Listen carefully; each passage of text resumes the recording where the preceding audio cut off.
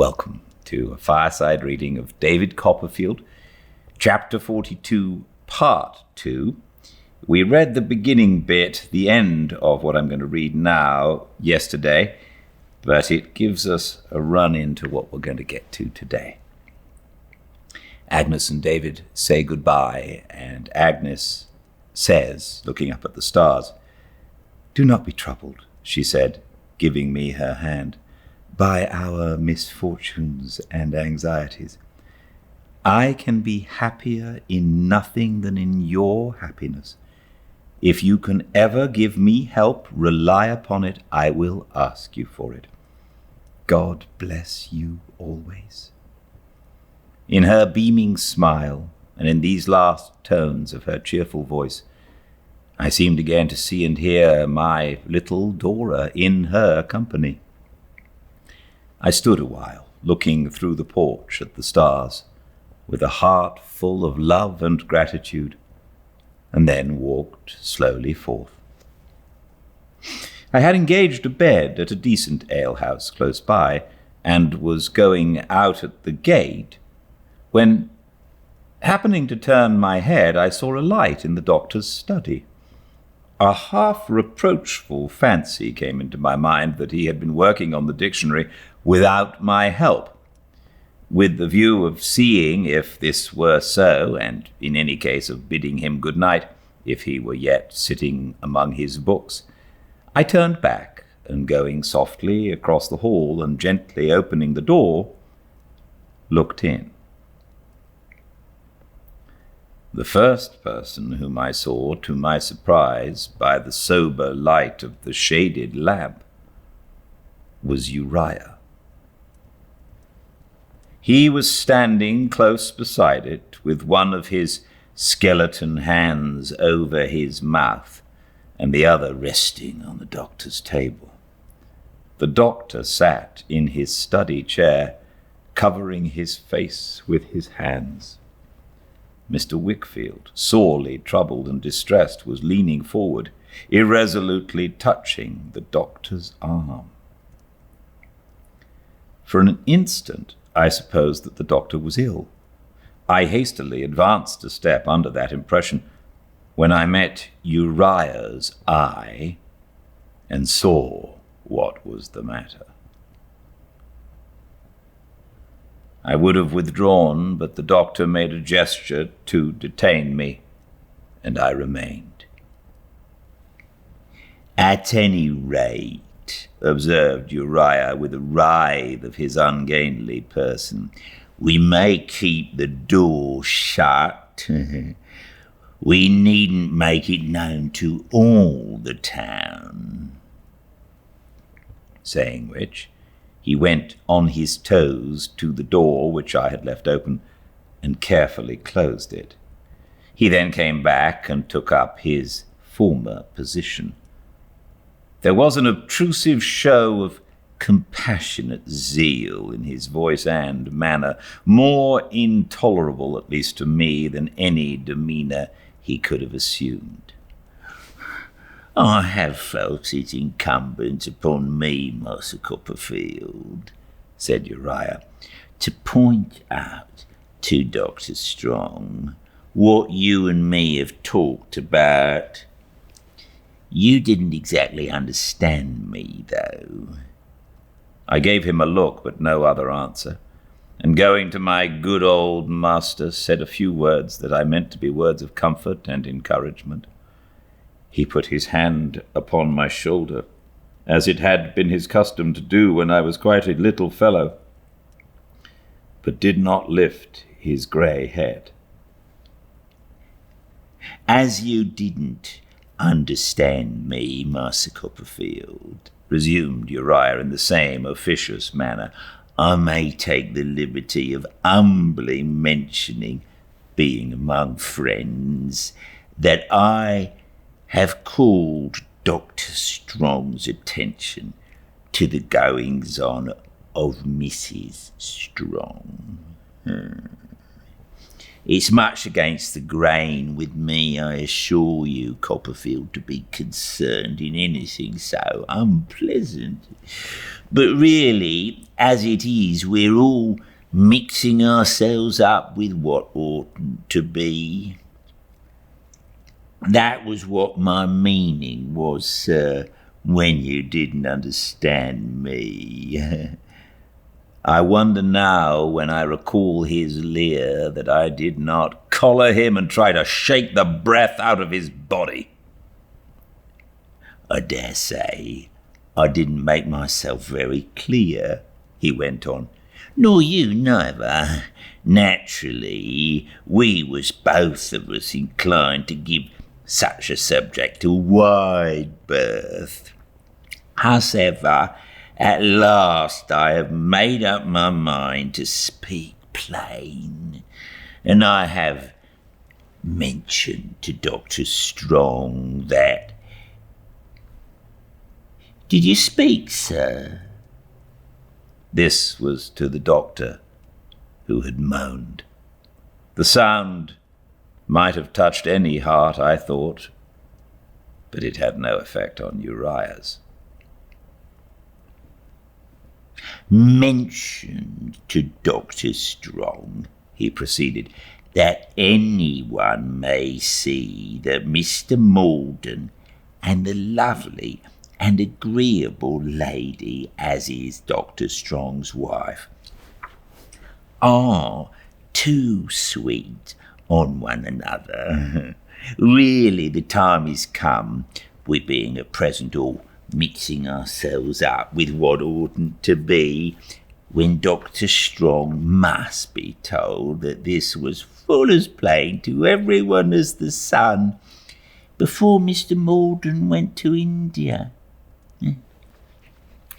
That Mr. Maldon made excuses to come back for nothing else, and that he's always here for nothing else. When you come in, sir, I was just putting it to my fellow partner, towards whom he turned, to say to Dr. Strong, upon his word and honour, whether he'd ever been of this opinion long ago or not. Come, Mr. Whitfield, sir, would you be so good as to tell us? Yes or no, sir? Come, partner. For God's sake, my dear doctor, said Mr. Wickfield, again laying his irresolute hand upon the doctor's arm, don't attach too much weight to any suspicions I may have entertained. There, cried Uriah, shaking his head, what a melancholic confirmation, ain't it? Him, such an old friend, bless your soul, when I was nothing but a clerk in his office, Copperfield. I've seen him 20 times if I've seen him once, quite in a taking about it, quite put out, you know, and very proper in him. As a father, I'm sure I can't blame him, to think that Miss Agnes was mixing herself up with what oughtn't to be. My dear Strong, said Mr. Whitfield in a tremulous voice, my good friend, I needn't tell you that it has been my vice to look for some one master motive in everybody, and to try all actions by one narrow test. I may have fallen into such doubts as I have had through this mistake. You have had doubts, Wickfield, said the doctor, without lifting up his head. You have had doubts. Speak up, fellow partner, urged Uriah. I had at one time, certainly, said Mr. Wickfield. God forgive me, I thought you had. No, returned the doctor, in a tone of most pathetic grief. I thought at one time, said Mr. Wickfield, that you wished to send Malden abroad to effect a desirable separation. No, returned the doctor. To give Annie pleasure by making some provision for the companion of her childhood. Nothing else. So I found, said Mr. Wickfield. I couldn't doubt it when you told me so, but I thought, I implore you to remember the narrow construction which has been my besetting sin, that in a case where there was so much disparity in point of years. That's the way to put it, you see, Master Copperfield, observed Uriah with fawning and offensive pity. A lady of such youth and such attractions, however real her respect for you, might have been influenced in marrying by worldly considerations only. I make no allowance for innumerable feelings and circumstances that may have all tended to good. For heaven's sake, remember that. How kind he puts it, said Uriah, shaking his head. Always observing her from one point of view, said Mr. Wickfield. But by all that is dear to you, my old friend, I entreat you to consider what it was. I am forced to confess now, having no escape. No. There's no way out of it, Mr. Wickfield, sir, observed Uriah, when it's got to this. That I did, said Mr. Wickfield, glancing helplessly and distractedly at his partner, that I did doubt her, and think her wanting in her duty to you, and that I did sometimes, if I must say, all feel averse to Agnes being in such a familiar relation towards her, as to see what I saw, or in my diseased theory fancied that I saw. I never mentioned this to anyone. I never meant it to be known to anyone. And though it is terrible to you to hear, said Mr. Wickfield, quite subdued, if you knew how terrible it is for me to tell, you would feel compassion for me. The doctor, in the perfect goodness of his nature, put out his hand.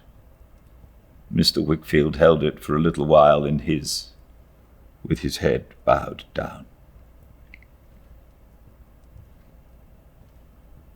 I am sure, said Uriah, writhing himself into the silence like a conger eel, that this is a subject full of unpleasantness to everybody. But since we've got so far, I ought to take the liberty of mentioning that Copperfield has noticed it too. I turned upon him and asked him how he dared refer to me. Oh, it's very kind of you, Copperfield, returned Uriah, undulating all over, and we all know what an amiable character yours is, but you know that the moment I spoke to you the other night, you knew what I meant. You know you knew what I meant, Copperfield. Don't deny it. You deny it with the best intentions, but don't do it, Copperfield. I saw the mild eye of the good old doctor turned upon me for a moment, and I felt that the confession of my old misgivings and remembrances was too plainly written in my face to be overlooked. It was of no use raging. I could not undo that. Say what I would, I could not unsay it. We were silent again, and remained so until the doctor rose and walked twice or thrice across the room. Presently he returned to where his chair stood, and leaning on the back of it, and occasionally putting his handkerchief to his eyes, with a simple honesty that did him more honour to my thinking than any disguise he could have affected, said, "I have been much to blame. I believe I have been very much to blame. I have exposed one whom I hold in my heart to trials and aspersions. I call them aspersions even to have been conceived in anybody's inmost mind, of which she never, but for me, could have been the object." Uriah Heep gave a kind of snivel, I think, to express sympathy. "Of which my Annie," said the doctor, "never but for me could have been the object. Gentlemen, I am old now, as you know. I do not feel tonight that I have much to live for, but my life, upon the truth and honour of the dear lady who has been the subject of this conversation. I do not think that the best embodiment of chivalry, the realization of the handsomest and most romantic figure ever imagined by painter, could have said this with a more impressive and affecting dignity than the plain old doctor did.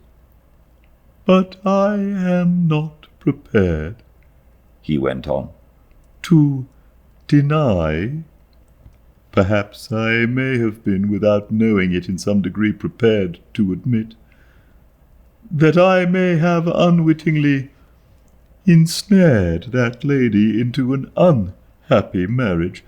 I am a man quite unaccustomed to observe, and I cannot but believe that the observation of several people of different ages and positions, all too plainly tending in one direction, and that so natural, is better than mine."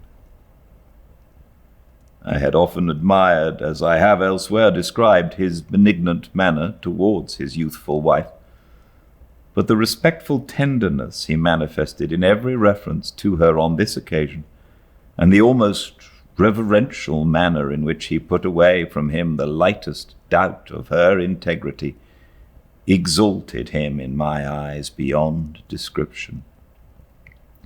"I married that lady," said the doctor, "when she was extremely young. I took her to myself when her character was scarcely formed. So far as it was developed, it had been my happiness to form it. I knew her father well. I knew her well. I had taught her what I could, for the love of all her beautiful and virtuous qualities. If I did her wrong, as I fear I did in taking advantage, but I never meant it, of her gratitude and her affection, I ask pardon of that lady in my heart." He walked across the room and came back to the same place, holding the chair with a grasp that trembled like his subdued voice in its earnestness. "I regarded myself as a refuge for her from the dangers and vicissitudes of life.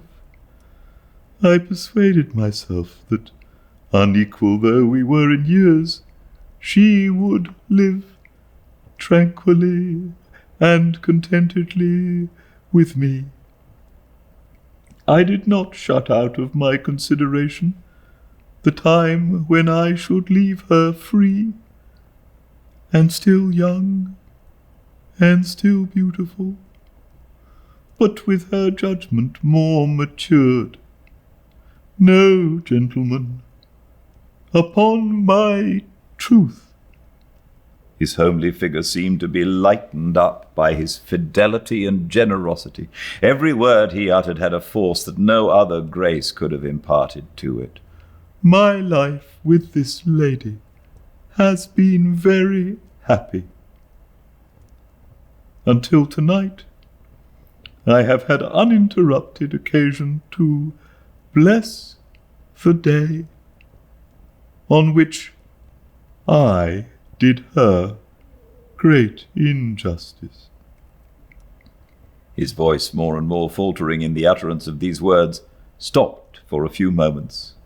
Then he went on, Once awakened from my dream, I have been a poor dreamer in one way or another all my life. I see how natural it is that she should have some regretful feeling towards her old companion and her equal, that she does regard him with some innocent regret, with some blameless thoughts of what might have been, but for me is, I fear, too true. Much that I have seen but not noted has come back upon me with new meaning during this last trying hour. But beyond this, gentlemen, the dear lady's name never must be coupled with a word, a breath of doubt. For a little while his eyes kindled and his voice was firm. For a little while he was again silent. Presently he proceeded as before. It only remains for me to bear the knowledge of the unhappiness I have occasioned, as submissively as I can. It is she who should reproach, not I. To save her from misconstruction, cruel misconstruction, that even my friends have not been able to avoid, becomes my duty. The more retired we live, the better I shall discharge it.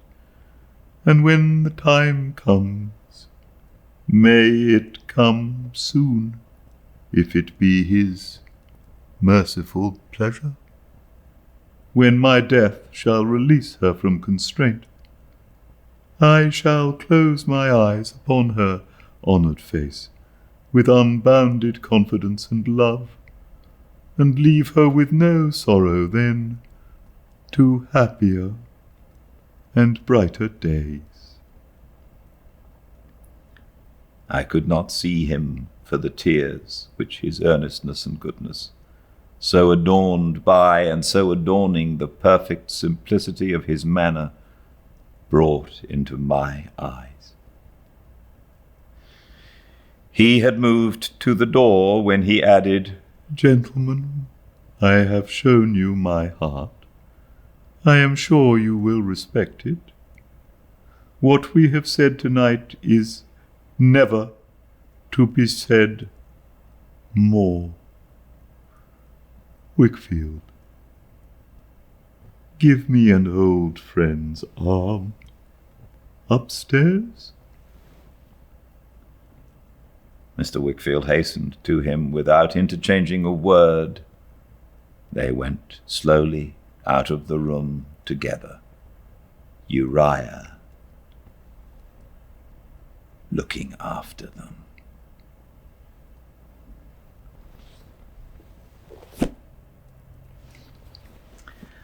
Well, what's going to happen next?